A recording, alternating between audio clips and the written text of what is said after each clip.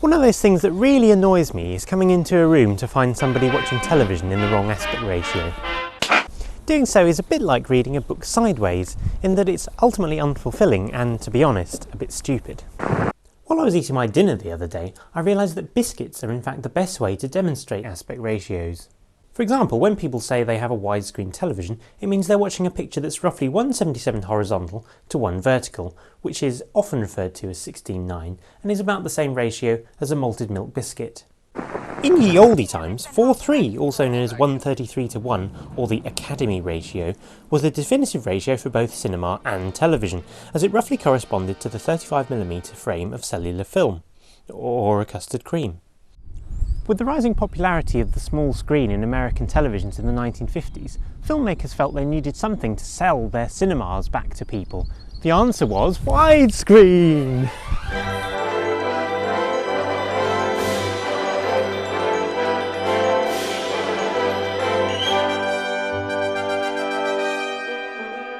At first, all sorts of ratios were tried, culminating in the extraordinary ratio of 2:76 to 1 for Ben-Hur in 1959. Things calmed down in the 1960s, with the rise to prominence of Panavision, who soon cornered the market, and as a result the most common widescreen ratios today are 185 to 1 and 239 to 1, which is usually still referred to as 235 to 1. And this is about the same ratio as a Bourbon biscuit. TV took about 40 years to catch up with the concept of widescreen, meaning that for years they had to stupidly crop cinema films to the point of incomprehension, so that black bars couldn't be seen at the top and the bottom. People's attitude towards widescreen has changed in recent years following the release of classic films on DVD and Blu-ray. Consumers came to realise that despite losing roughly 20% of their screen space, they were actually seeing more.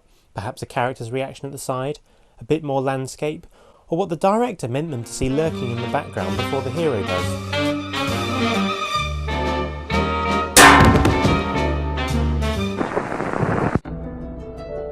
Get ready to hide behind the sofa. Something big and very scary is lurking in widescreen. TV in the UK began broadcasting in widescreen in 1998, and now specific guidelines often prohibit programmes being made in any other ratio. As a result, even cheapo daytime programmes from Bargain Hunt to Countdown are made in 16:9. 7. This time 7? The 7 there? I can't resist, sorry. In fact, even this budget documentary filmed on an amateur video camera is shot in this ratio, because YouTube also defaults to widescreen.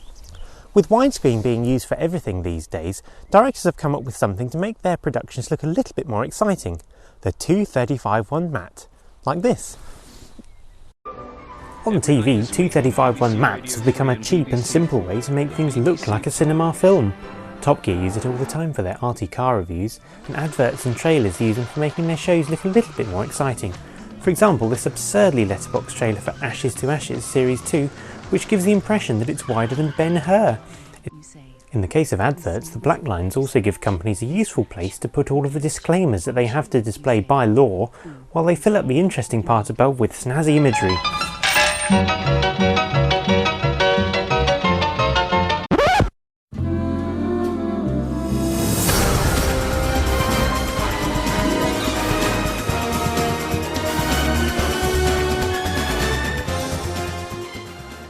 You know, it's almost as if directors don't really want to be making baked bean commercials at all, but want to be making epic films. More recently, this formatting is appearing on proper TV dramas on both the BBC and Channel 4. Let's get this clear, these are not films designed to be shown in a cinema, they're simply TV shows shot in 1:77 to 1 and then matted, presumably to make their dramas stand out from Casualty, EastEnders and Coronation Street. Abracadabra, kick it up the arse and out it goes to be Book of the Week or some other bollocks. Now, I personally quite like this 235:1 look, but to be honest, I do wonder whether at some point it'll lose its freshness. Interestingly, nearly half of modern motion pictures are made and projected in 185 to 1. Major motion picture directors obviously don't feel it's embarrassing to make their films in this aspect ratio.